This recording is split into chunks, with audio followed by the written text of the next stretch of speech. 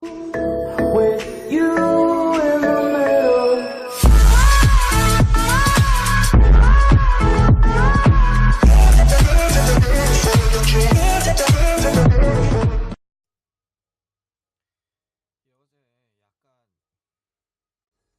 어제 비트코인이 좀 많이 올랐는데요.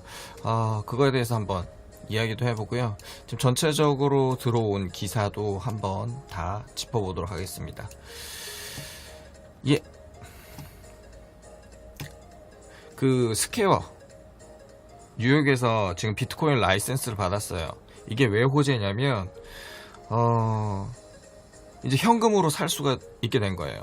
그것도 그냥 살 수 있는 게 아니라 어플에서. 예, 한번 볼게요. 스퀘어는 암호화폐 매매를 용이하게 하기 위해서 뉴욕주에서 비트 라이센스를 공식 개정을 받았다. 이거 발표한 후 1.3% 상승을 했고요. 그 전에도 이거를 똑같은 거를 개발을 한다고 했었는데 그때도 상승을 한 적이 있었어요. 그때도 10% 가까이 상승한 걸로 아는데 일단 그 부분이 있었다고 그러네요. 그리고 나서 지금 전체적으로 보이시죠? 예.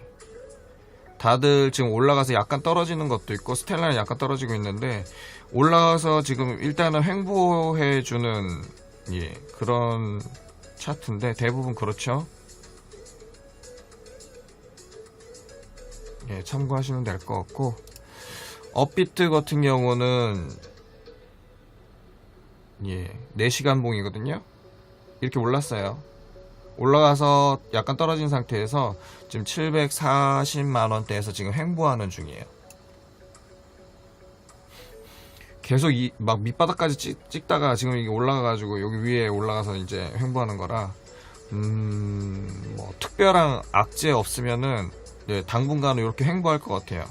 오늘이 6월 20일이니까 한 보름까지는 가겠네요. 다음 달 초쯤에 또 악재들 있죠. 우리가 좀 전부터 얘기했던 전에 방송에서 얘기했던 악재들이 좀 있어서 그거 나오면서 뭐 좀 변수가 생길 수는 있는데 일단 요 정도. 그리고 일단 요 정도면 그래도 숨 고르기는 되잖아요, 여러분.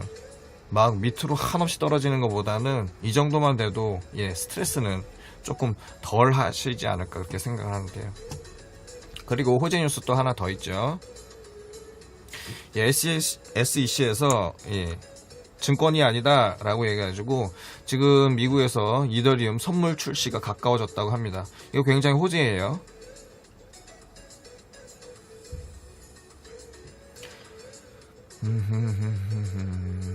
이더리움은 증권이 아니며 규제 대상이 아니다.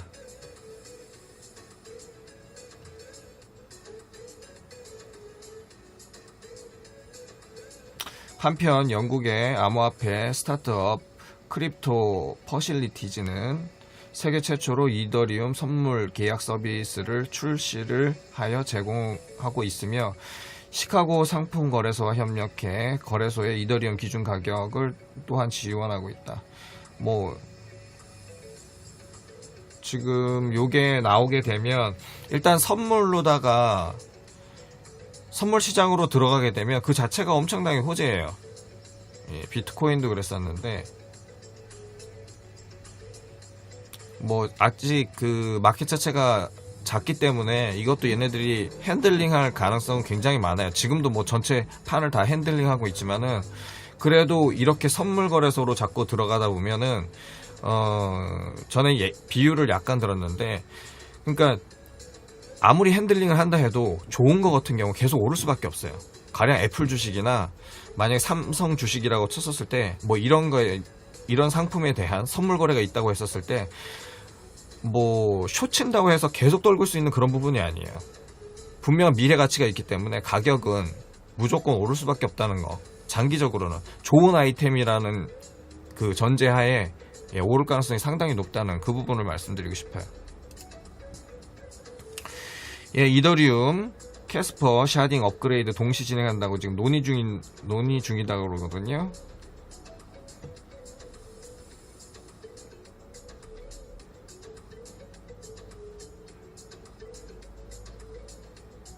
예, 샤딩 같은 경우는 어떠한 거래량을 이제 좀 빨리 처리하기 위해서 일정 부분을 갖다가 블럭 처리해 갖고 그 부분을 좀 빨리 처리하는 그런 기술이고, 캐스터 같은 경우는 예, 작업 증명에서 지분 증명으로, 예, 지분 증명은 블럭을 검증하는 속도가 작업 증명보다 빠르면서 보안성이 뛰어나갔고, 지금 이 그 채굴 기반에서 어떤 코인의 소유하는 그 볼륨에 따라서 이제 결정할 수 있는, 예, 그런 부분으로 지금 바뀌고 있는 거예요. 이것 때문에 충돌이 많았어요. 그 채굴업자들하고요. 뭐 다들 아시겠지만. 그래서 이쪽 부분이 해결되면, 예, 캐스퍼의 타일 중앙화를 주목해야 된다는 이 부분이, 그러니까 채굴업자 쪽이 워낙 파워가 막강해지다 보니까 이 부분에 대해서 트러블이 되게 많았어요. 예. 그래서 이렇게 진행하다 보면은, 예, 기술적으로나 이제 합의를 도출해내고 어떤 특정이 중앙화에서 탈중앙화로 가는 그런 부분에서 상당히 중요한 부분이기 때문에, 예, 전체적으로, 예, 나머지 코인 쪽에서도 이런 식으로다가 많이 진행을 할 거라고 그렇게 예상을 합니다. 예, 이제 국제 뉴스인데요. 예, 트럼프 형님이 25% 중국에다 관세를 때리기로 했어요. 계속해서 미국은 얘기하는 게 중국은 뭐라 그럴까, 뭐 이런 특허나 이런 기술 부분에 대해서 계속해서 도둑질을 하고 있다, 이런 부분을 갖다 계속 얘기를 했고, 지금 이게 실질적으로 다음 달 초부터는 25% 관세를 지금 매기기로 돼 있어요. 예, 이 부분이죠. 중국 배우들은 또한 사이버 활동을 계속하고 있고, 따라서 그들은 단순히 기술 이전이나 계약에 의한 훔치기만 하는 게 아니라 철저한 절도 행위를 저지르고 있습니다. 우리는 각자 막대한 책임을 져야 한다. 예, 중국에 대해서 이제 상당히 이렇게 비난도 많이 하고 있으면서 실질적으로 이제 그 사인도 했기 때문에 이 부분은 뭐 피해갈 수가 없을 것 같아요. 이런 그 국제 뉴스를 다루는 이유는 뭐냐면은, 다들 코인만 하면은 코인만 보기 때문에, 예, 전체적인 시야를 볼 수가 없어요. 근데 전체적인 틀을 알아야 앞으로 이것이 어떻게 진행되는지 우리가 유추해 나갈 수 있기 때문에, 전 국제 뉴스도 꼭 필요한 거는, 예, 다루고 있어요. 예, 그걸 참고해 주셨으면 좋겠고, 예, 이런 식으로다가 트럼프가 푸시를 하니까 어떤 일이 일어났어요? 예, 보세요. 김정은은 이름은 오늘 3번째 방중, 제재 완화, 지지 확인. 바로 이렇게 표가 나잖아요, 여러분. 이해 가시죠? 트럼프가 바로 푸시를 하니까 중국 쪽에서 바로 북한을 그냥 끌어안는 장면이 그냥 나오는 거예요. 그래서 이 기사가 대체적으로 어떤 내용이냐면, 약간 그러니까 미국의 입장은 뭐냐면, 절대적인 비핵화를 추진하지 않으면은 그 푸시, 압력에 대한 부분을 갖다가 뭐 조금이라도 늦추려는 생각이 없어요. 반면에 중국의 입장은 지금 조금 약간 바뀐 게 뭐냐면, 북한이 조금이라도 그 핵무기 관련해 갖고 그런 걸 갖다가 좀 없애려는 그런 식의 약간의 포지션만 보여줘도 얘네들은, 예, 제재를 풀어줄 용의가 있다, 이렇게 된 거예요. 이거 뭐냐면, 그러니까 그 25% 세금을 때린다고 했었을 때, 그 중국에서도 바로 우리도 세금을 때릴 거다, 날짜도 같아요. 그 7월 초쯤에 그 관세 때리는 그날이랑 그 보복하는 중국에 때리는 날이랑 같은데, 지금 바로 또 이렇게 나오는 거예요. 재밌죠, 여러분? 이런 식으로 됩니다. 그리고 이런 기사들이 왜 중요하냐면은, 그 옛날에 뭐 빈라덴이나 9.12 테러 같은 거 있었을 때, 빈라덴 뭐 잡고 안 잡고 우리하고 뭐 상관이 있냐, 그런데 3개월 뭐 이렇게 뭐 2개월 3개월 지나잖아요. 우리가 타고 다니는 기름값이 변해요. 기름값이 변하고 기름값이 오르잖아요. 우리가 생활하고 있는 모든 값이 다 오릅니다. 버스 요금부터 시작해서 길에서 이제 팔고 있는 떡볶이가까지 이제 그런 데까지 영향이 와요. 옛날에는 저도 저런 것들이 우리한테 이제 뭐 효과가 있을까 없을까 이렇게 했는데, 버터플라이 이펙트라고 그러죠. 나비 효과라고. 지구 반대편에서 약간의 그런 제스처가 반대쪽에서는 회오리나 뭐 태풍이 불어올 수도 있는 효과가 있기 때문에 이런 부분을 갖다가, 근데 그 바로 우리 북쪽에 연관되기 때문에 우리 뭐 친척 동생이나 조카 아니면은 뭐 형제 중에도 바로 군대를 안 가고 이런 상황이 나올 수가 있어요. 이것도 코인판에 엄청난 영향을 많이 끼칠 수 있는 부분이기 때문에 이런 뉴스가 있으면 국제 뉴스 상관없는데 코인 계속 내리고 있는데 이거나 봐야죠. 안 돼요. 전체적으로 보시면 퓨처가 보여요. 미래가 보여요. 그리고 러시아 러시아 대형은행에서 암호화폐 투자 파일럿 진행, 합법적 금융자산 될 것. 규제를 그냥 그 법률을 계속 만든다고 그랬어요. 자꾸 규제를 워낙 많이 쓰니까 저도 자꾸 규제라는 말이 그 입에 뱉는데, 규제가 아니라 그 법을 갖다 그냥 제정을 한다. 이제 이런 식으로다가 좀 얘기를 했었으면 좋겠어요. 좀 그게 좀 더 긍정적인 말이니까. 여기서 규제를 얘기를 하긴 했는데, 법률안을 준수하면서 고객이 암호화 자산에 투자를 할 수 있는 투명성을 제공할 것. 푸틴 형님 장기 집권 했어요. 아주 좋은 시그널입니다, 이거. 국내 뉴스예요.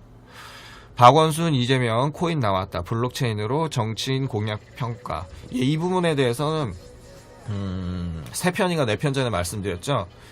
미투 운동에 관해 갖고 중국, 한국, 일본 있는데 우리나라의 가장 선진국이다. 그래서 중국 같은 경우도 위에 당 간부 쪽에서 누르는 게 워낙 많아서 중국에서 유저 한 명이 그 블록체인 관련한 한 명이 우리가 이런 어떤 법률안에 있어서 이런 미투 관련해 있어서 어떻게 처리되는지 블록체인 위에 올려놓고 그걸 한번 체크해보는 기회가 됐으면 좋겠다 해가지고 그 부분이 이슈가 된 적이 있는데 기사화가 됐죠. 맨 그 부분이에요. 왜 그러냐면 이런 공약을 갖다가 했었을 때 공약을 갖다가 이제 약간 비꼬는 말이 뭐가 있냐면 빌공짜 공약이라고 그래요. 어차피 실현 안 할 거니까. 근데 이런 식으로 되면 공약이나 이런 기록 어느 정도까지 이거에 그 당선된 후에 실행이 되었는지 안 되는지 그 부분을 알 수 있는 부분이에요. 그렇기 때문에 이렇게 되면 정말 좋죠. 정치인들이 거짓말을 했는지 안 했는지, 정말 그 프로젝트를 추진했는지 안 했는지 그런 부분을 알 수가 있어요. 정말 좋은 것 같습니다, 이 부분. 다른 은행은 일본이 이제 지자체가 좀 잘 돼 있는 편이에요. 옛날부터 지방자치가 잘 돼 있는 나라예요. 일본 같은 경우는 이렇게 쇼 단위로 나눈다고 되나? 용어는 잘 기억이 안 납니다. 그래서 지금 일본의 오카야마 현에서 현 단위로 나눠지겠네요. 약 1,500명의 아주 작은 마을이에요. 95%가 산림으로 이루어진 마을인데 여기에서도 이제 코인을 발행하겠다는 그런 얘기예요. 일본의 미래 지자체가 중앙 집중화에 벗어나서 ICO에 적극적으로 투자할 것이다 라고. 일본이 가면 우리나라 도입할 가능성 굉장히 많죠. 미국 하면 무조건 가는 거고, 일본, 미국 하면 우린 무조건 가는 거예요, 여러분. 유럽도 참고를 많이 하긴 하겠지만 미국하고 일본 하면 저희는 웬만하면 다 갑니다. 왜 그러냐면 일본을 하고 있는데 4차 혁명 해가지고 치고 나갔는데 우리 이러 해가지고 되겠냐, 정치적으로 네가 감당할 자신 있냐, 나중에라도 이런 식으로 나오면 움찔합니다. 일단 일본 들어가면은 우리들은 일단 분노의 게이지가 올라가기 때문에 이런 부분, 이런 뉴스 상당히 좋은 것 같아요. 우리나라도 지금 박원순 시장, 원혜룡 제주도지사도 지금 진행하려고 하는 부분이 있기 때문에 좋게 평가를 해도 될 것 같아요. 호재 뉴스로 봐도 될 것 같습니다. 그럼 별로 중요한 기사는 아닌데요. 비트코인 개발자 사토시 나카모토, CIA는 알고 있다. 별로 의미 없는 기사인데, 사토시 나카모토 얘기는 전부터 많이 나왔어요. 호주 개발자라는 얘기도 있고, 비슷한 일본 이쪽 관련한 개발자 이렇게 해가지고 그걸 갖다가 이미지 쓰는데 그 사람 아니에요. 지금 여기는 뭐 핀란드 얘기도 있는 것 같던데. 지금 여기서 이제 조금 중요한 부분은 사토시 나가모토의 영향력 무시 못해. 왜 그러냐면은 초창기 이거 만들면서 일부 또 체그를 했던 부분이 있나 봐요. 좀 코인을 많이 갖고 있는지. 그래서 CIA는 뭐 너네 알고 있냐라고 이제 유저들이 물으면은 특별한 대답을 안 하는 걸 봤었을 때 얘네들도 분명히 아는 부분이 있을 거다라고 이렇게 유추하는 그런 기사입니다. 오늘 일단 대략적인 핵심적인 뉴스는 그거예요.